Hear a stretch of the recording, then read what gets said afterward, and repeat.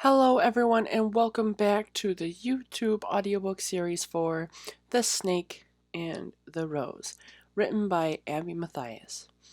I am Abby, and today this video will be on chapter 10. If you missed chapter 9, please go back and review the story. But if you are all caught up, we will keep going with chapter 10, Learning Curve.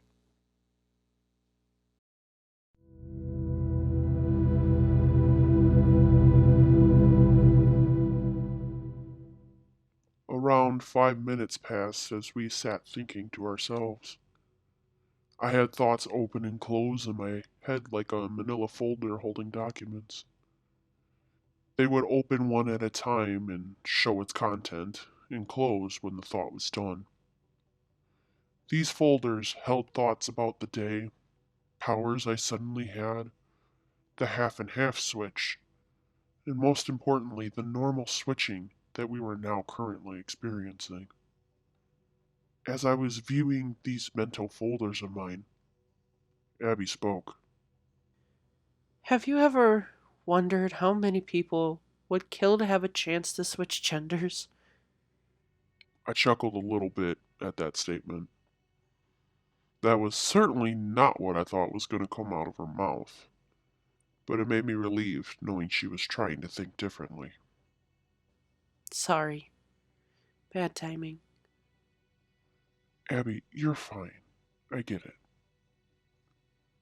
Another silence rose for about another minute before she broke it again.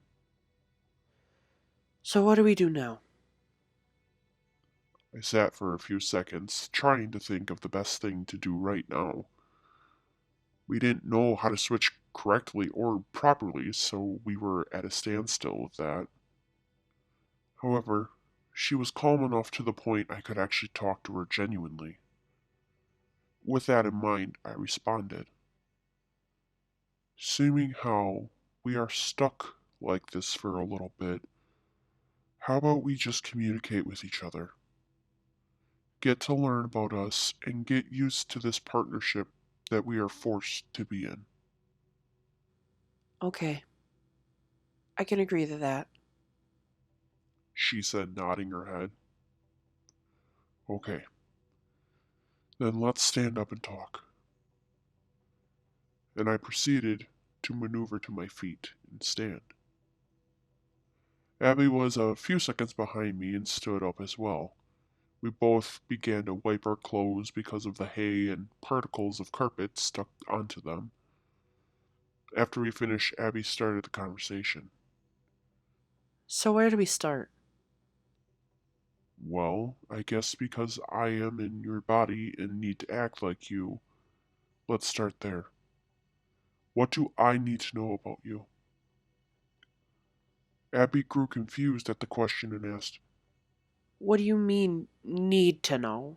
What kind of information are you looking for? anything you want to tell me? Like any personal information if you feel comfortable telling me. Some better things to maybe start with would be how to act around people versus yourself. Things like that. I could see that Abby was thinking about how much information she wanted to give me. She was probably thinking about the consequences of giving me this information, how I would use this against her. But I couldn't say that for sure, though. I couldn't hear her thoughts, so I couldn't tell. Finally, she gave in and started to talk. Well, I guess I'll start with how I am not your average 20-year-old. I'm not about partying all night, drinking, doing drugs, or any of that. Even though I just learned this information, I kind of figured that. I know I mistaked her age when I first met her, but even knowing that info and looking at her body, I could still tell she wasn't like that. I nodded my head at her to signal that she could continue speaking. I can picture things really well. For example, I can take characters from musicals, movies, or cartoons and bring them to life. Towards the end of that, she started to cringe and shrug her shoulders like I thought it was extremely weird. However, that wasn't the worst piece of information I heard from someone. I once had someone tell me that they had a second alter ego that loved to come out and start ripping their hair out. That was one of the weirdest things I heard. Her saying what she did just meant different.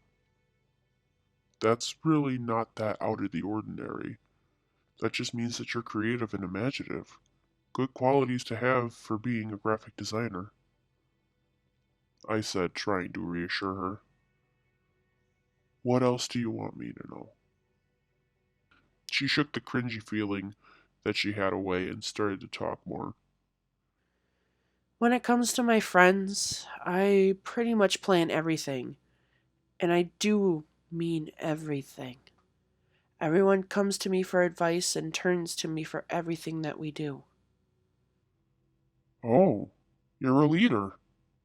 You act more like a mom than a friend when it comes to your friend group, I said with excitement.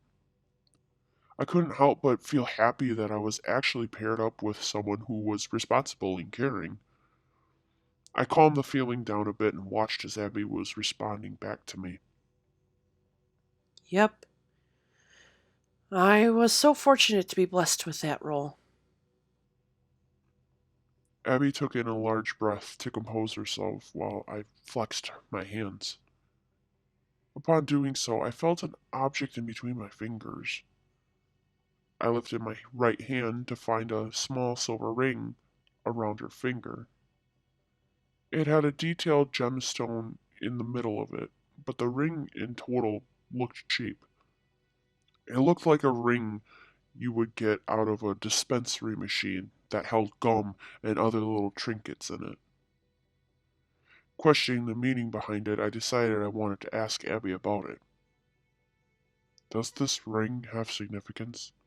I asked, displaying the ring on my finger. Abby nervously began to play with her fingers and started to stutter her sentence. That ring is from my boyfriend. Oh, you have a boyfriend, Yes, I have a boyfriend. You didn't know that? she blurted out. Well, you have to remember that I have not been with you long enough to know that you had a boyfriend. I didn't expect that. I am sorry.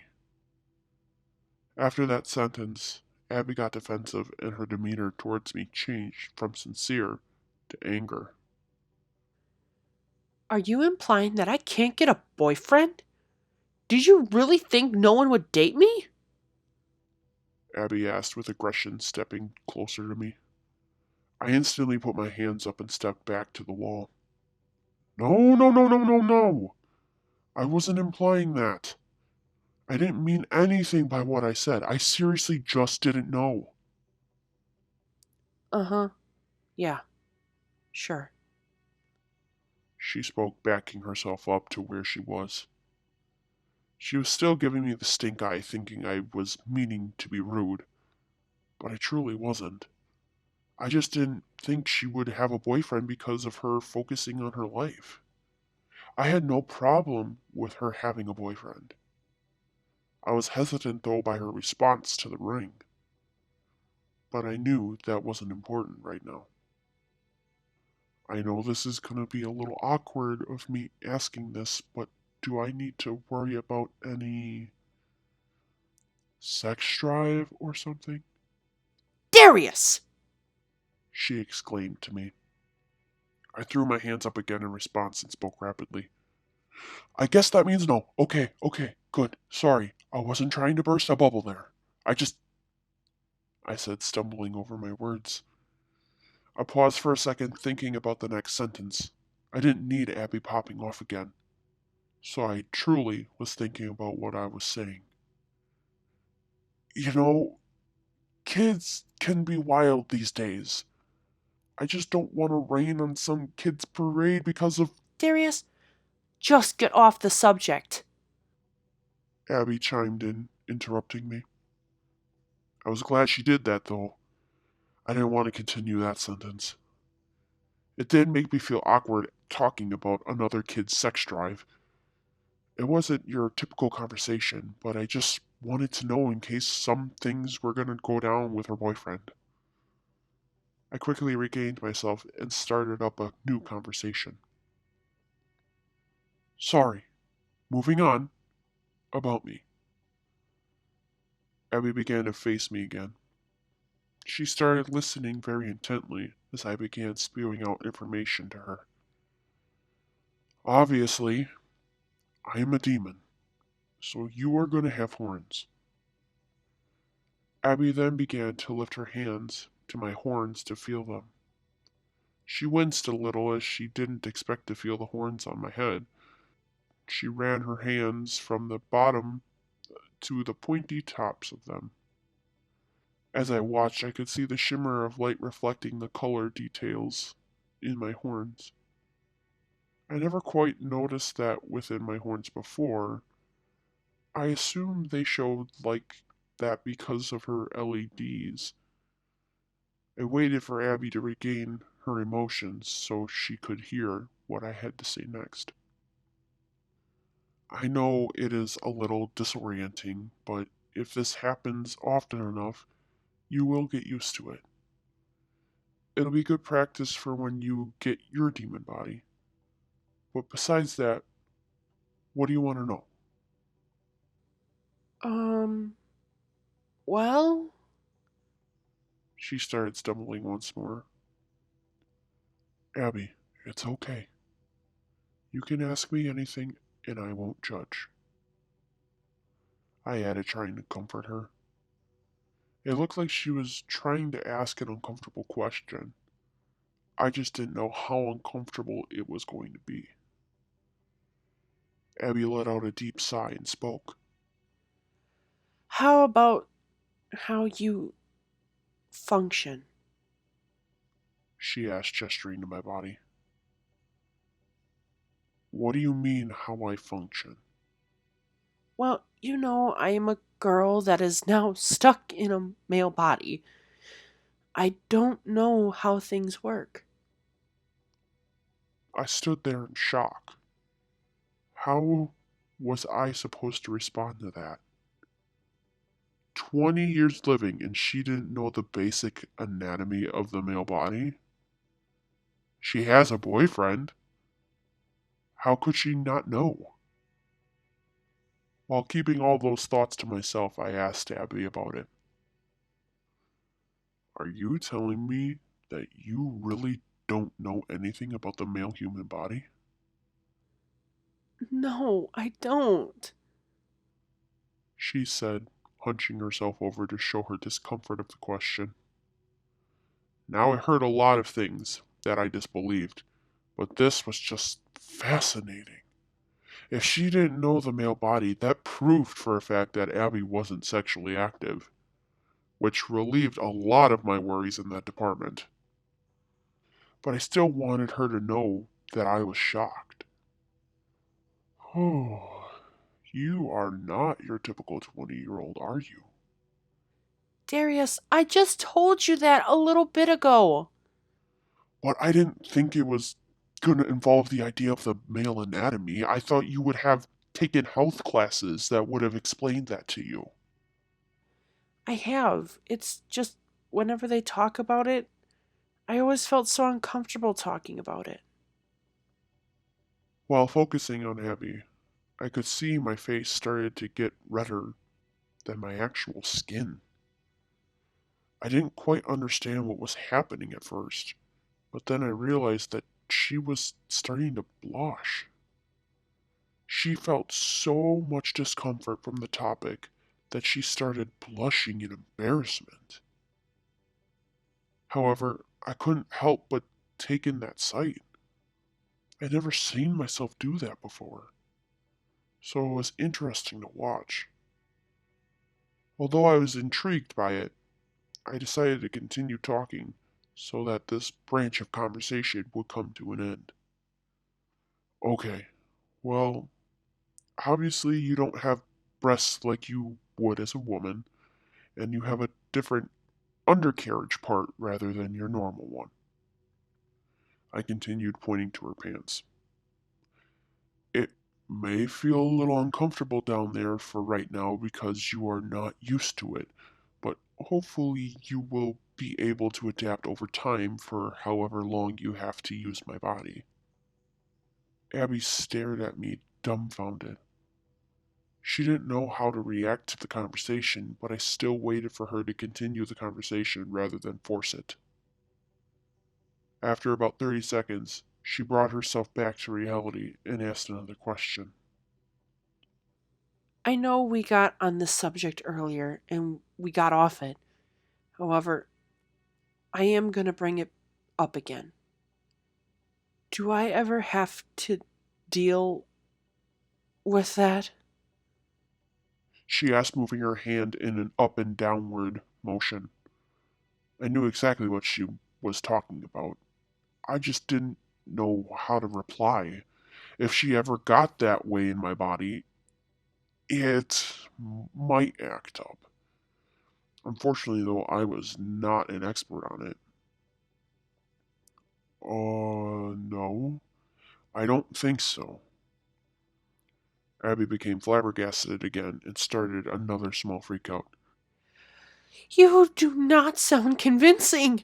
I don't know how that thing works. I don't know how to do it. Hey. Abby, I don't think you will ever be in my body long enough to have to deal with that. So please, don't think about it. We are not going to cross that barrier. Okay, fine. Let's move on quickly. I tried to come up with another topic about me, and what popped in my head was the power thought again.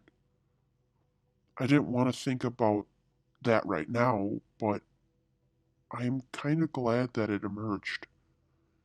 If she was in my body, did she have access to my powers?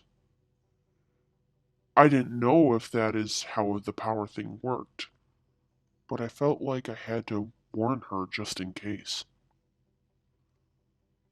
I don't mean to scare you with this, but you might have powers.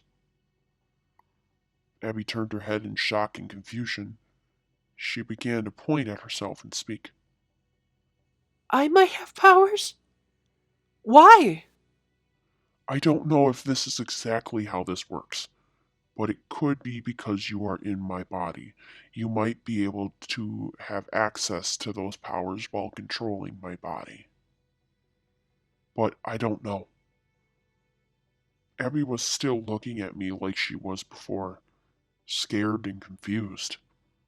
So I decided to change the topic more to describe me rather than the demon stuff. But learning more about me, you will find out that when it comes to medical subjects, I will probably know a lot about it. I was a professional doctor with a doctorate's degree. I am one of the tallest demons in hell besides Satan.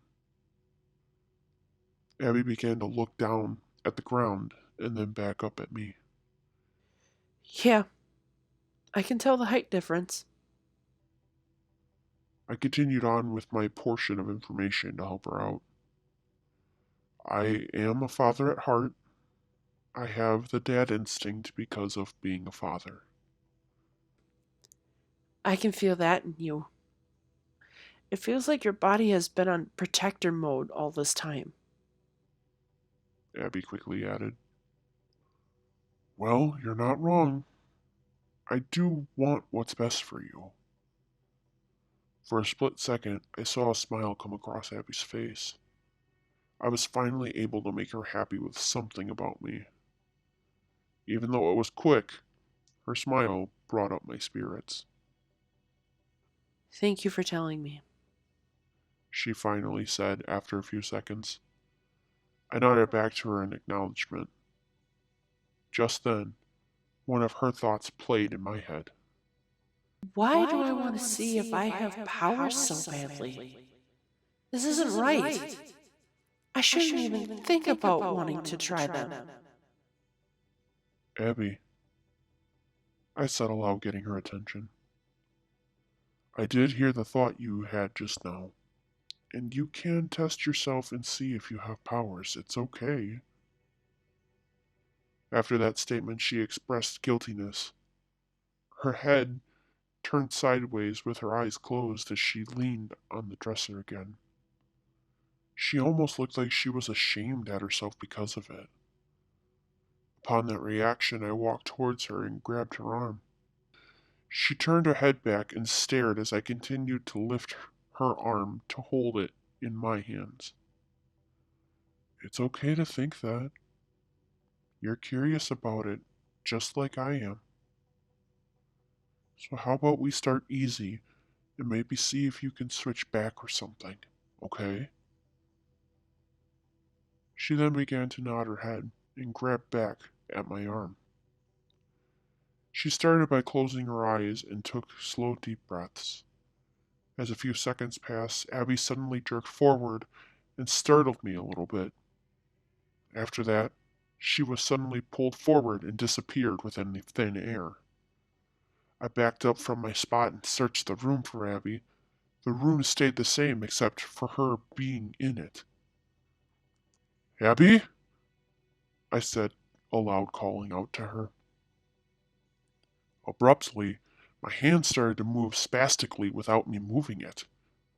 It began to form a sort of hand puppet with the pinky and pointer finger sticking upward, while the thumb, middle finger, and ring finger stayed pressed against each other at the fingertips.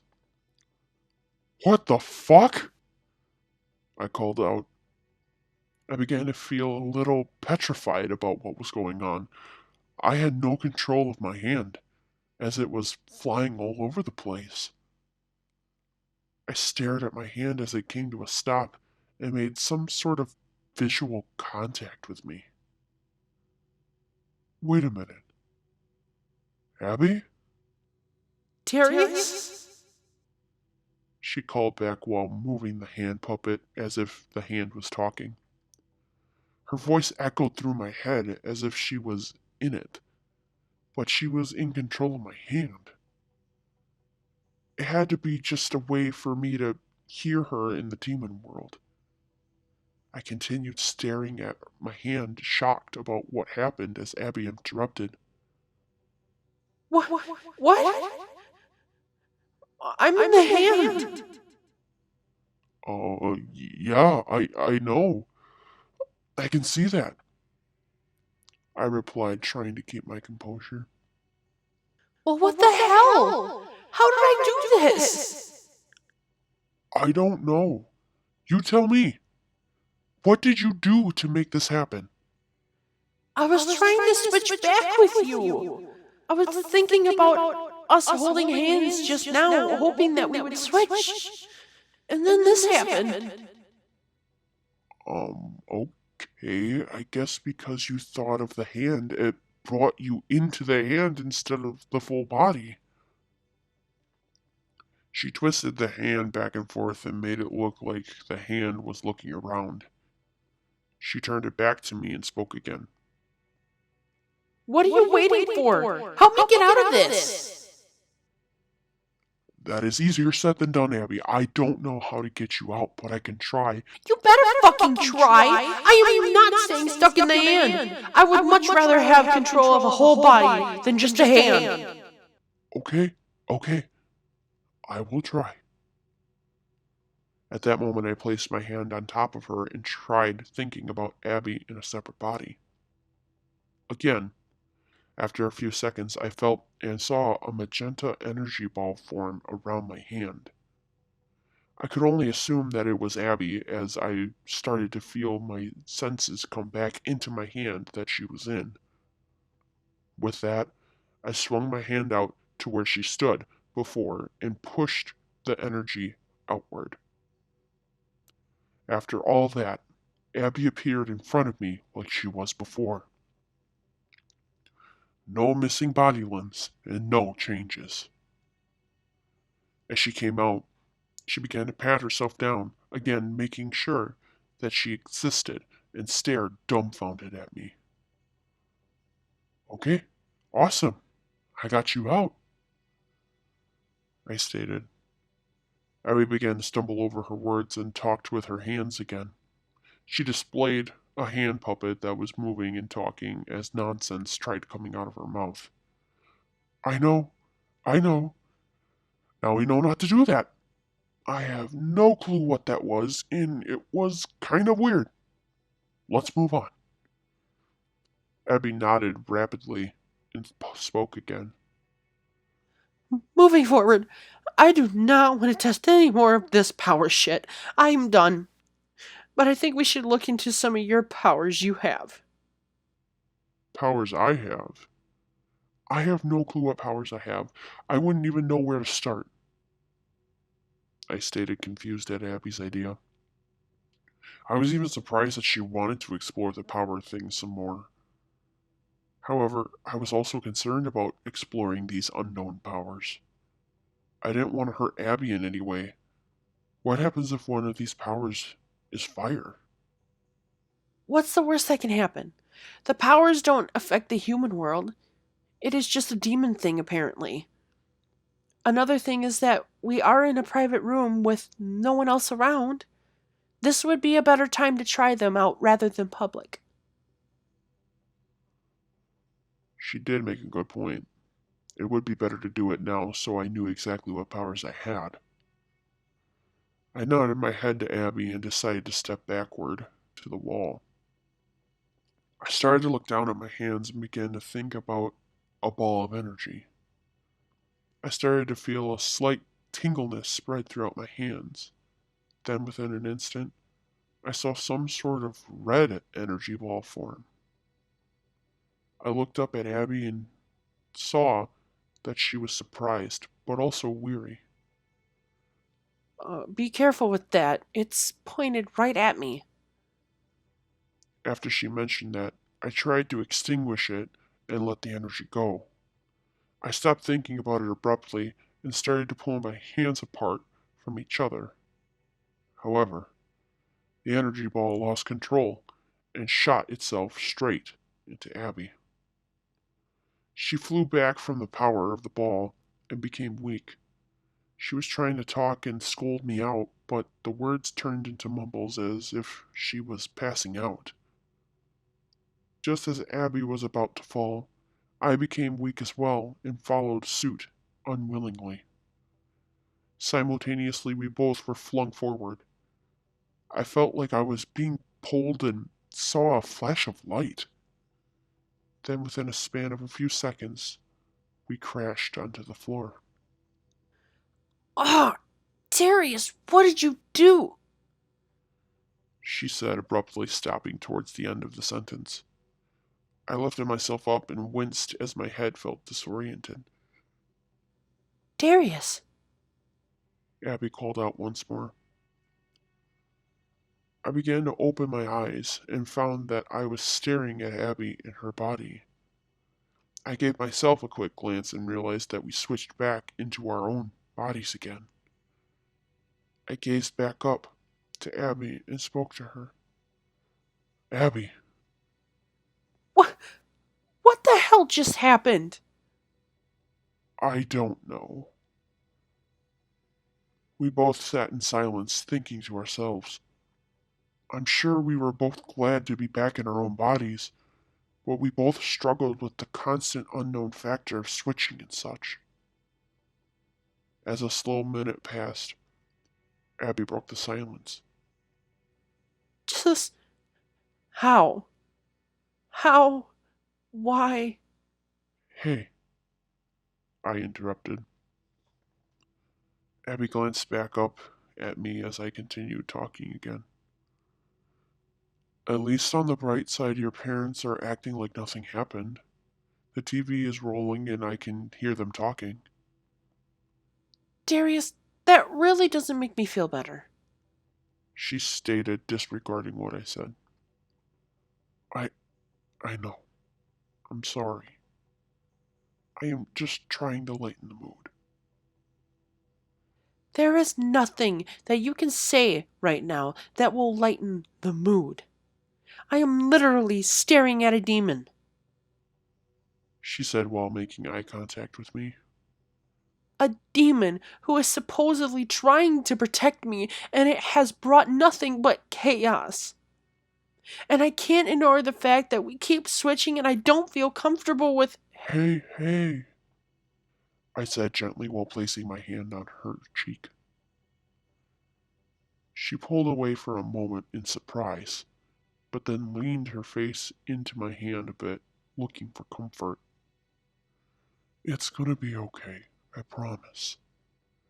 We are gonna figure this out. It's gonna get smoother. I know this has been chaotic. It's been a little more than chaotic.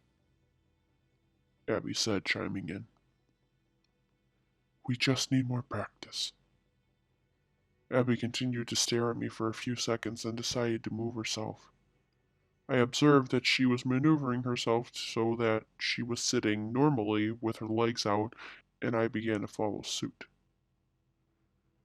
I leaned my body up against her dresser, and she leaned herself up against a black tote that was holding her small guinea pig cage. I could visibly see that Abby was baffled about everything happening. She started looking tired and frail. It kind of reminded me of the days that I was forced to make deals with such unfortunate people. They would always appear like they haven't slept in days. They would be the people who were so mentally broken that they were about to act drastically the next time something went wrong. However, I knew Abby was very overwhelmed and scared about what happened. All I could really do to help her now was answer anything to the best of my ability and talk calmly. All I want is an explanation. Abby said aloud, interrupting my thoughts. I just want a simple explanation. Is that truly hard to ask for? I stared at her for a few seconds to make sure she was making eye contact with me. I didn't want to repeat myself because she wasn't listening. The only explanation I can give you is that I was selected to be your protector demon by random choice. I had no say in the matter. I didn't expect this to happen, and I am in the same position as you are. Confused about what's going on and not knowing what this really is.